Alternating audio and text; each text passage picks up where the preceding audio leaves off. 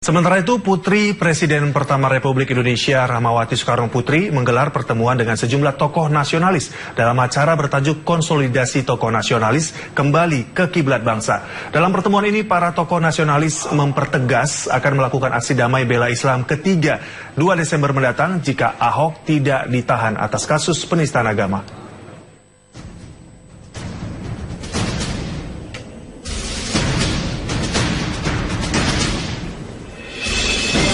Sejumlah tokoh nasionalis Indonesia mengadakan pertemuan di Universitas Bung Karno, Jakarta Pusat.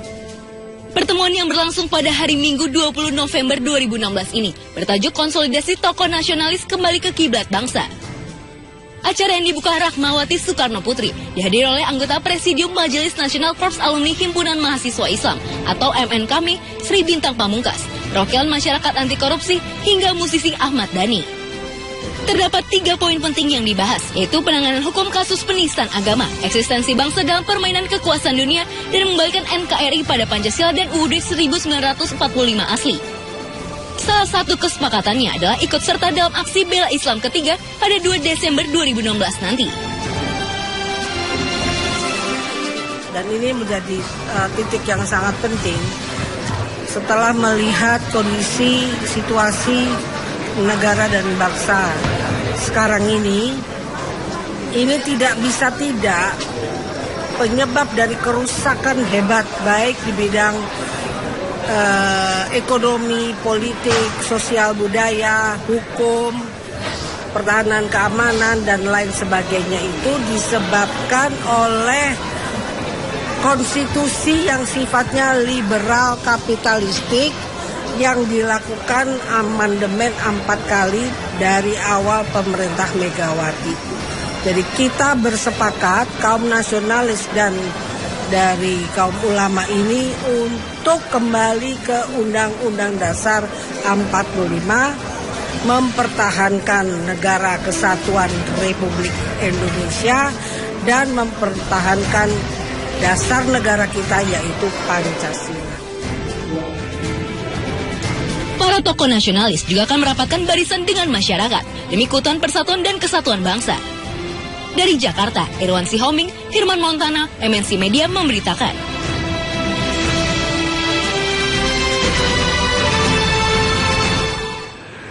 Pemirsa, Kapolri Jenderal Polisi Tito Karnavian bersama Panglima TNI Jenderal Gatot Nurmantio pagi tadi melakukan video conference kepada seluruh Kapolda dan Pangdam seluruh Indonesia. Arahan dari Kapolri dan Panglima TNI terkait dengan persiapan pengamanan rencana demo pada tanggal 25 November dan 2 Desember 2016 mendatang. Berikut kita simak penjelasan Kapolri Jenderal Polisi Tito Karnavian. Siang rekan-rekan semua. Jadi baru saja kami dengan Bapak Panglima TNI memberikan arahan melalui video conference kepada pejabat utama di Mabes Polri, sebagian dihadiri oleh pejabat utama dari Mabes TNI dan diikuti oleh para Kapolda, para Pangdam dan seluruh Pangkotama seluruh Indonesia. Intinya adalah mengantisipasi aksi tanggal 25 November dan tanggal 2 Desember. Informasi yang kita terima tanggal 25 November akan ada kegiatan unjuk rasa di DPR.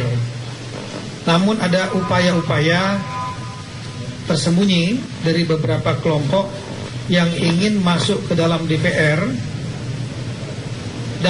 dan berusaha untuk dalam tanda petik menguasai DPR.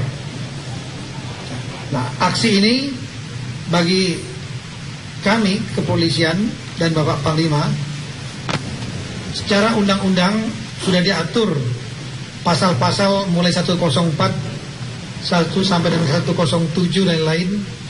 Itulah perbuatan kalau bermaksud untuk menguasai itu jelas melanggar hukum. Dan kalau itu bermaksud untuk menjatuhkan atau menggulingkan pemerintah, itu termasuk pasal makar. Oleh karena itu, bila ada upaya seperti itu, kita akan melakukan pencegahan dengan memperkuat gedung DPR sekaligus juga membuat rencana-rencana kontingensi bila terjadi kita akan melakukan tindakan yang tegas, terukur sesuai aturan undang-undang.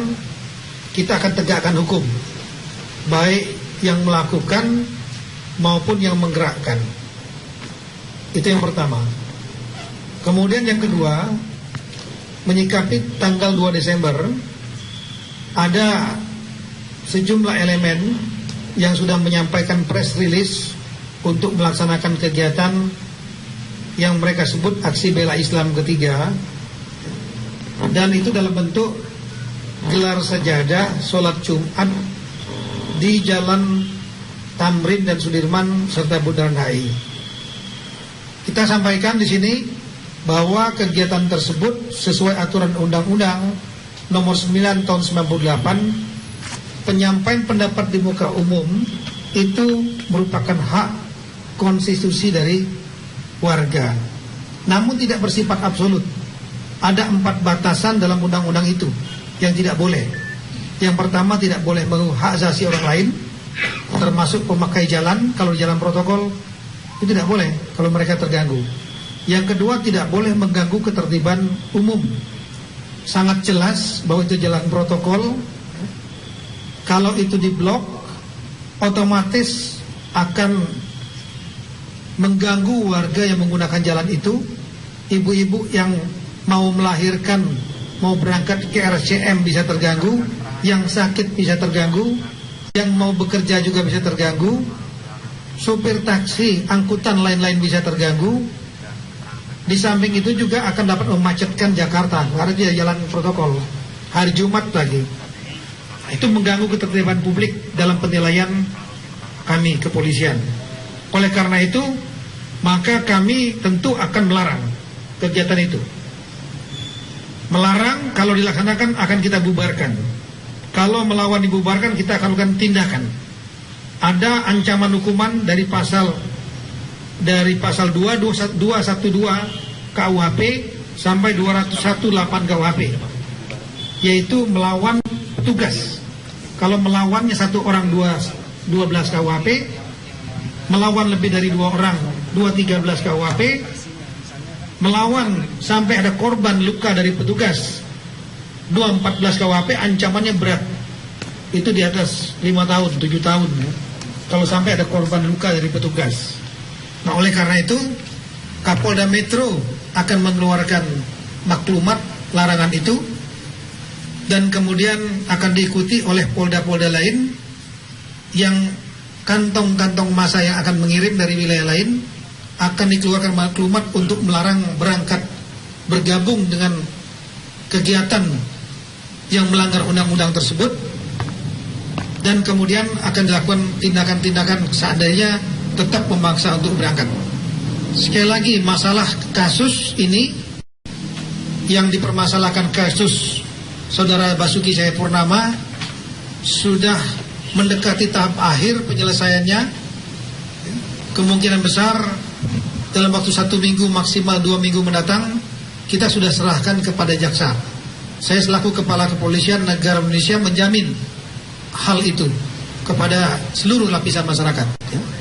Sehingga kalau tetap ada demo lain, baik dengan cover gelar saja dan lain-lain, ujung-ujungnya orasi, mengganggu masyarakat, melanggu ketertiban umum, maka kita akan bertindak tegas.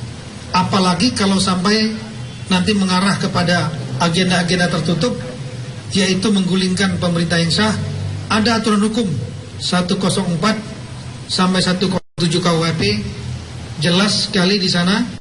Apalagi sampai melakukan tugas, akan membawa bambu runcing dan lain-lain, jelas itu akan melanggar. Kita akan lakukan tindakan hukum sesuai aturan hukum yang ada. Saya kira itu saja, rekan-rekan sekalian. Sekali lagi terima kasih banyak. Selanjutnya kami serahkan kepada Bapak Panglima TNI. Pemirsa, masa buruh berunjuk rasa di Balai Kota. Pemirsa, sejumlah tokoh dari petinggi parpol melakukan pertemuan menyikapi situasi politik yang berkembang saat ini. Pertemuan diawali dari kunjungan Ketua Umum Gerindra Prabowo Subianto ke Istana Negara sebagai kunjungan balasan terhadap Presiden Joko Widodo. Presiden Joko Widodo dan Ketua Umum Partai Gerindra Prabowo Subianto dalam pertemuannya di Istana Kamis 17 November lalu menyatakan perbedaan politik yang muncul di masyarakat tidak boleh menyebabkan perpecahan bangsa. Presiden juga menyebut silaturahmi itu sebagai tradisi yang sangat baik, sementara Prabowo Subianto mengatakan walaupun mereka bersaing secara politik, namun berkomitmen tidak akan bersikap destruktif. Prabowo juga menegaskan tidak akan menjegal pemerintahan Jokowi. Pertemuan Jokowi dengan Prabowo merupakan kunjungan balasan setelah Jokowi mengunjungi kediaman Prabowo di Hambalang, Bogor akhir Oktober lalu. Ini kunjungan balasan beliau dan saya kira saling mengunjungi, saling bersilaturahim adalah tradisi yang sangat baik di antara kita. Dan saya berharap budaya seperti ini juga sampai ke tengah, sampai ke bawah. Yang pertama, saya dengan Pak Prabowo tadi berbicara mengenai Indonesia, mengenai negara kita. Bagi kami berdua sama semangatnya, yaitu demi merah putih, demi NKRI. Terima kasih, beliau berkenan mengundang saya makan siang, Pak. Makan siang. Ikan bakar. Jadi kalau di Hambalang nasi goreng, di sini ikan bakar. Saya pun beri beberapa masukan, beliau sangat terbuka menerimanya. Kita punya pandangan-pandangan yang sama dalam berbagai hal, dan saya kira ini menguntungkan keutuhan dan persatuan bangsa. Selain pertemuan Jokowi Prabowo, Ketua Umum Partai Golkar Setia Novanto dengan Ketua Umum PDI Perjuangan Megawati Soekarno Putri juga menggelar pertemuan dan konsolidasi politik pada hari Minggu kemarin. Setnov mengaku membahas jumlah hal penting antara lain terkait konsolidasi kedua partai dalam mengawal pemerintahan Jokowi JK. Menurut Setnov, Golkar dan PDIP akan memperkuat koordinasi untuk mengawal pemerintahan Jokowi JK dan memastikan pemerintahan berjalan efektif. Selain itu, Golkar dan PDIP juga akan tetap kompak dalam mendukung calon gubernur DKI Jakarta Basuki Cahayapurnama. Kalau terkait dengan Pak Ahok dan Pak Jarot, Partai Golkar yang memberikan dukungan terlebih dahulu terhadap Bapak Ahok, dan kemudian dukungan ini tentu saja harus dioperasionalkan bersama di dalam kerja politik bersama untuk memenangkan hati rakyat di DKI ini. Partai pendukung